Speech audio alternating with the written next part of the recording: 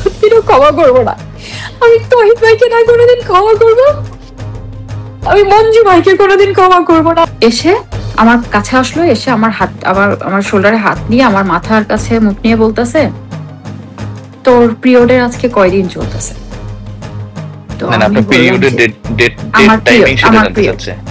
না, date timing না, কয় দিন চলতেছে এটা ডিরেক্ট জানতে চাচ্ছে, কারণ তার কাছে অলরেডি ইনফরমেশন আছে। এতদিন পিরিয়ড থাকে নাকি কারোর? আর পিরিয়ড শেষ হলে বলিস, আমার দিকটাও তো দেখতে হবে তো, তাই না? আমি যখন ডাকবো চলে আসিস। কি করতেছি? আমার পা চলতেছে না, আমি ওইখানে যে আমি কি আনসার করবো এই লোকটাকে? এই লিস্টে রিজিও সুরাইয়া পাওয়া আছে, এই লিস্টে আমার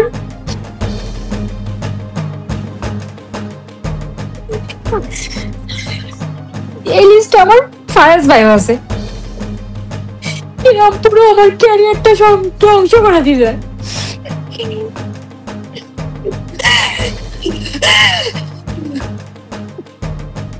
আমি কোনোদিন এদেরকে ক্ষমা করবো না, আর আমি পিসিবির কাছে এদের বিচার চাই না।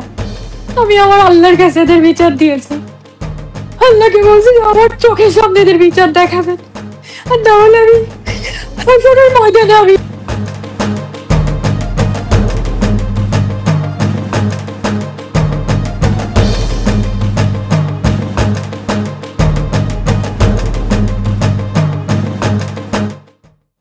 I faced several times, not once.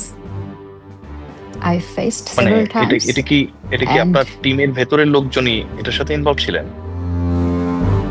Definitely হয় না যে আমরা যখন টিমের সাথে ইনভলভ থাকি জি, তখন কিন্তু আমরা চাইলেও অনেক কিছু কথা বলতে পারি না। যখন এটা আসে হচ্ছে আপনার ব্রেড অ্যান্ড বাটার, জি, যখন আপনাকে 2-4 জন মানুষ চিনছে,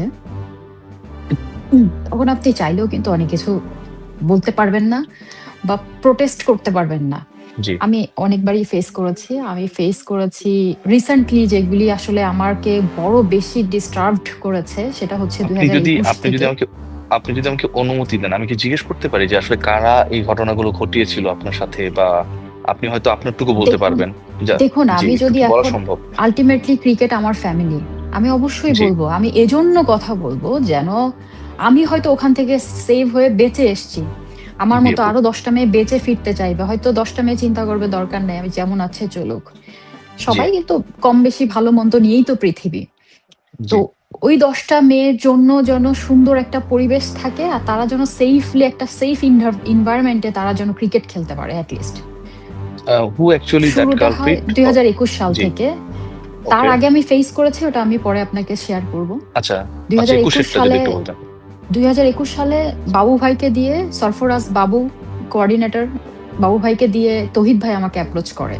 এটা আমি বিভিন্ন জায়গায় বলেছি যে ইনচার্জ ছিলেন, কেন ওনারা আমার সাথে মিসবিহেভ করে আমি জানি না, কেন করছে আমি বুঝতে পারছি না। আমি অনেক ট্রাই করেছি যে এই জিনিসটাকে চাপা দিয়ে আমি যেন ভালোভাবে ক্রিকেটটা খেলতে পারি, কিন্তু যখন আমি টেকনিক্যালিটি নাই করেছি তখনই পরের দিন থেকে মঞ্জু ভাই আমার সাথে খারাপ ব্যবহার করা শুরু করছে, অপমান অপদস্থ। আমি তো আসলে অভ্যস্ত ছিলাম না এরকম অপমানে। 2-10 জন আমাকে চিনে সম্মান করে, ওখান থেকে আসলে শুরু হয়। তহিদ ভাই আমাকে সরাসরি কখনো নিজের থেকে অ্যাপ্রোচ করেনি, বাবু ভাইকে দিয়ে অ্যাপ্রোচ করে। এবং আমি যখন আমার 1.5 বছর পরে আমি যখন সিও স্যারকে আমার চিঠিটা দেই, অবজারভেশন লেটার, আমি ওখানে কখনো লিখি নাই বা বলি নাই কমপ্লেন লেটার, আমি লিখেছি, আমি বলেছি অবজারভেশন লেটার। আমি সিও স্যারকে ওইখানে সম্পূর্ণ সবকিছু A to Z আমি উল্লেখ করেছি, বাবু ভাইয়ের সাথে আমার কি কি কথা হয়েছে, কি কি ঘটনা ঘটেছে। আমাকে বাবু ভাই বললো সুন্দর করে, তহিদ স্যারের বিষয়টা একটু দেখে না পা। তা আমি বলেছিলাম যে ওনার বিষয়ে আমার দেখার কি আছে, উনি জাস্ট ইনচার্জ, উনি আমাদের এখানে নতুন দায়িত্বে এসছে, ওনার ব্যাপার কি দেখার কি আছে, উনি হচ্ছে সর্বসেবা, এখন উনি হচ্ছে চেয়ারম্যানের পরের পোস্টে আছেন, ওনার দিক আমার দেখার কি আছে। আমি ঠিক এইভাবে টেকনিক্যালি অ্যাভয়েড করে গেছি যে আমি বুঝতেই পারি নাই প্রপোজাল। আমি ডিটেলস এজন্য বলছি যে এরপরে কোনো মেয়ে যদি ডিল করে তো তারা এভাবেও ডিল করতে পারবে। এই গেল ও- মঞ্জু ভাইয়ের তারপর বিহেভ শুরু হইলো। এইবার সেকেন্ড প্রপোজাল পাইলাম আমি মঞ্জু ভাইয়ের কাছ থেকে 2022-এর ওয়ার্ল্ড কাপে। মঞ্জুরুল ইসলামের কথা বলছেন, সাবেক পেসার, মঞ্জুরুল আপনাদের ইসলাম ম্যানেজার। মঞ্জু, উনি হচ্ছে সিলেক্টর ম্যানেজার ছিল আমাদের। আমার জি। কাছে মনে হলো যে 1.5 বছরে আমার সাথে ঘটে যাওয়া ঘটনা আমার বিসিবি কে জানানো উচিত। জানাবো কাকে? আমার ফ্যামিলি যে হেড, যে আমার যে ক্রিকেট ফ্যামিলির হেড নাদেল স্যার, ওনাকে বারবার 1.5 বছরে অসংখ্যবার আমি অনেকভাবে জানিয়েছি। উনি সাময়িকভাবে সলিউশন করে দিত, 1-2 দিন ঠিক হইতো মঞ্জু ভাই, পরে আবার যা তাই। আমি সিও আপনাকে স্যারকে অ্যাপ্রোচ পর্যন্ত করেছিল, জানিয়েছি। আপনাকে অ্যাপ্রোচ করেছিল কিভাবে জানার এরপরে আছে? অ্যাপ্রোচ করেছে, এটা কি আমি নিউজিল্যান্ডে? ওয়ার্ল্ড কাপে গেলাম। হ্যাঁ, নিউজিল্যান্ডে আমি ওয়ার্ল্ড কাপে গেলাম। জি। যাওয়ার পর ওখানে আমাদের প্রি ক্যাম্প হওয়ার কথা ছিল এবং প্রি ক্যাম্প হলো। পঞ্চম দিন বা ষষ্ঠ দিন, আমার এক্স্যাক্টলি টাইম মনে নেই, পঞ্চম বা ষষ্ঠ দিনে নেট বোলিং করছি। উনি আমার কাঁধে এসে, আর ওনার অভ্যাস হলো যে কোনো মেয়ের কাঁধে উনি এভাবে করে ধরবে, এবং ধরে তো ওনার হাত পড়ে যায় এখানে, আর এইভাবে করে উনি ধরে একটা করে চাপ দেয়। তো উনি ওভাবে শোল্ডার ধরছে, মঞ্জুরুল ইসলাম, ধরে খুব মঞ্জুরুল মঞ্জু ইসলাম। ভাই, হ্যাঁ মঞ্জু জি। ভাই, উনি ধরে এভাবে করে নিয়ে ওনার বুকের কাছ থেকে এভাবে করে আটকে ধরে, ওনার দিকে খুব ঠেসে নেয়, নিয়ে ওনার মুখ আমাদের কানের কাছে নিয়ে আসে। উনি তো অনেক লম্বা, কানের কাছে নিয়ে নিচু হয়ে তারপর কথা বলে। আর আচ্ছা। মাঝে মাঝে উনি যে কোনো একটা সিচুয়েশন হলে, খুশির সংবাদ বা দুঃখের সংবাদ হলে, ওনার বুকের মধ্যে আমাদের মাথা নিয়ে চেপে ধরতো। এরকম হয়তো আপনারা দেখেছেন কিনা জানি না, ওয়ার্ল্ড কাপের কিছু ম্যাচে যখন লাইনে যখন আমরা হ্যান্ডশেক করি, তখন উনি হ্যান্ডশেক বাদ দিয়ে সবাইকে ধরে ধরে ওনার বুকের মধ্যে নিয়ে নিত। আচ্ছা। তো আমরা কি করতাম, আমরা একটু দূর থেকে হাত বাড়িয়ে দিতাম যেন ওদিকে না যেতে হয়। এটা নিয়ে আমরা পেছনে আবার আতঙ্কেও থাকতাম, আবার এটা নিয়ে আমরা মজাও করতাম, ওই যে আসতেছে এখন বুকের মধ্যে নিয়ে নিবে। তো এইগুলা মেয়েদের মধ্যে কিন্তু কথা হতো। উনি আমাকে এসে আমার কাছে আসলো, এসে আমার হাত, আমার শোল্ডারে হাত দিয়ে আমার মাথার কাছে মুখ নিয়ে বলতেছে, তোর পিরিয়ডের আজকে কয়দিন চলতেছে? তো না, আমি আপনার বললাম পিরিয়ডের যে ডেট আমার টাইমিং সেটা আমার জানতে চাচ্ছে। না, ডেট টাইমিং না, কয় দিন চলতেছে এটা ডিরেক্ট জানতে চাচ্ছে, কারণ তার কাছে আচ্ছা। অলরেডি ইনফরমেশন আছে। কারণ হচ্ছে আচ্ছা। নর্মালি এটা আইসিসি থেকেই যে ডক্টর আমাদেরকে ক্লাস নেয় বা কিছু, প্রত্যেকটা টিমের পিরিয়ড ডেটগুলি ফিজিওথেরাপিস্ট বা ডক্টররা এগুলি কালেক্ট করে, এবং প্রত্যেকটা জি। ইন্টারন্যাশনাল ওমেন্স টিম একটা অ্যাপস ব্যবহার করে এটার জন্য, যাতে মেয়েরা জি। সিকিউর থাকে, সেফ থাকে, মান্থলি সাইকেলগুলি যেন ঠিকঠাক থাকে এই জন্য। জি। তো আমাদের নর্মালি আমাদের ফিজিও এগুলি সবসময় রেকর্ড রাখতেন বা রাখেন। জি। ওনার খুব মাথা ব্যথা, being a selector, being a manager, I don't know ওনার কিসের কাজে আসে। উনি ফোর্সফুলি জিজ্ঞেস করতেন একটু ডিফারেন্ট ওয়েতে, যেটা নর্মাল না। এবং উনি সেকেন্ড ওনার কোশ্চেন ছিল, আমি যখন বললাম যে ভাইয়া 5 দিন এতদিন থাকে, মানুষের তো 3-4 দিনে ঠিক হয়ে যাওয়ার কথা, তোর 5 দিন তো আরো একদিন আগে শেষ হয়ে যাওয়ার কথা। আচ্ছা। তো আমি তখন একটু ওনার দিকে এভাবে তাকিয়ে পড়ছি, আর উনি আমার এদিকে কথা বলছিল, ওনার বডি এদিকে, ওনার মুখ এদিকে, তাহলে চিন্তা করেন উনি আমাকে পুরাটা কাভার করে আমার এদিকে কথা বলছেন। আমি এভাবে তাকিয়ে আছি, তাকায় আমি ওনার দিকে মুখের দিকে তাকায় বললাম, সরি ভাইয়া, বুঝতে পারি নাই। তো বলছে, তোর তো শেষ হয়ে যাওয়ার কথা, এতদিন পিরিয়ড থাকে নাকি কারোর? আর পিরিয়ড শেষ হলে বলিস আচ্ছা। আমার দিকটাও তো দেখতে হবে তোর, তাই না? তখন আমি ওনার দিকে তাকিয়েছি, তাকানোর পরে উনি বলতেছে যে জি। কি? আমি বলছি, সরি ভাইয়া, বুঝতে পারি নাই। তো উনি বলছে যে তোর 5 দিনে তো শেষ হয়ে যাওয়ার কথা, আমার দিকটাও তো দেখতে হবে, এতদিন পিরিয়ড থাকলে হবে? আমার দিকটাও তো দেখতে হবে।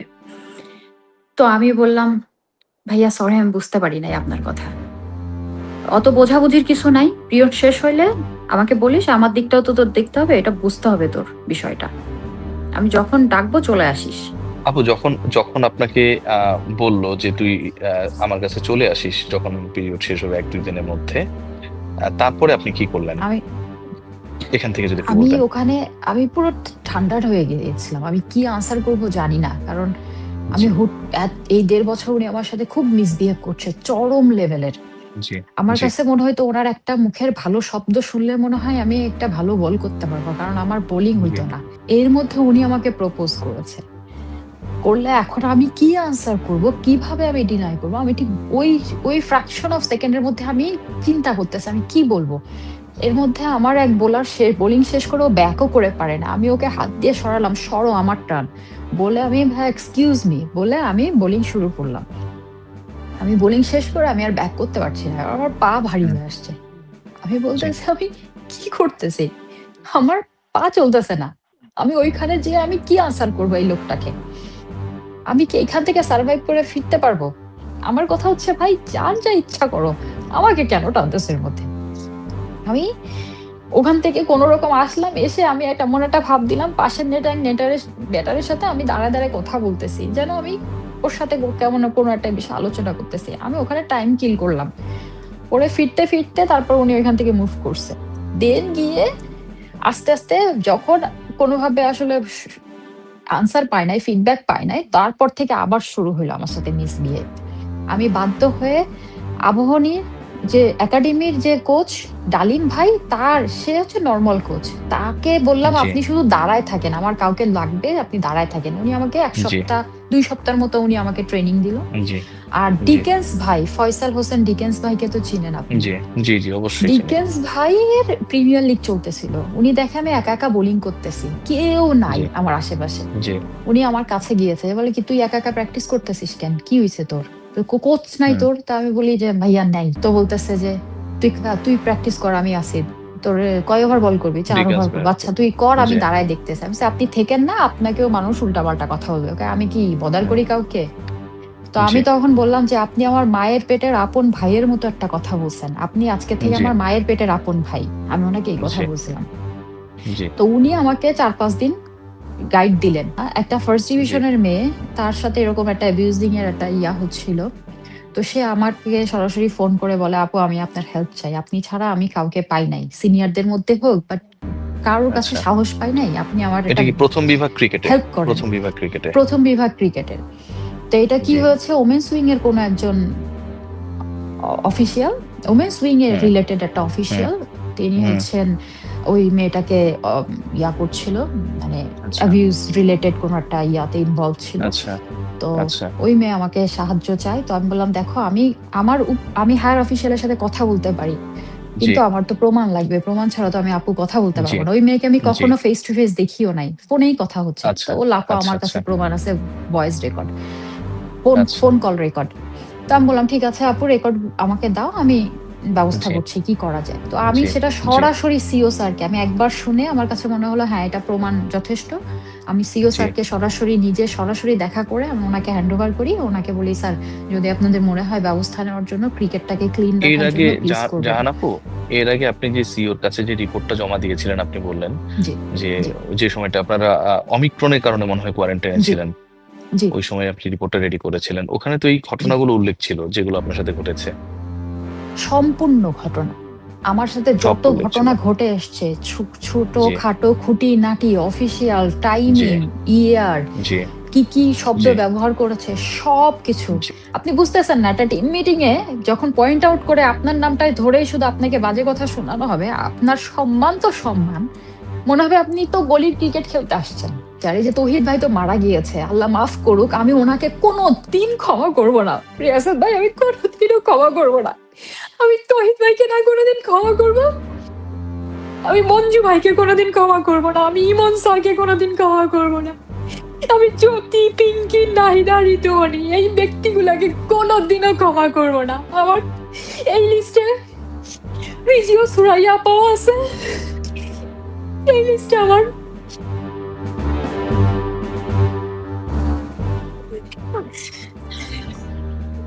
আমার ফায়াজ ভাইও আছে। এরা পুরো আমার ক্যারিয়ারটা ধ্বংস করে দিছে।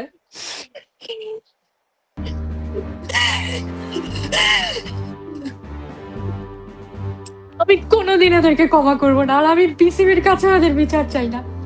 আমি আমার আল্লাহর কাছে এদের বিচার দিয়েছি, আল্লাহকে বলছি আমার চোখের সামনে এদের বিচার দেখাবেন, আর না হলে আমি হাসরের ময়দানে আমি এই বিচার নিব।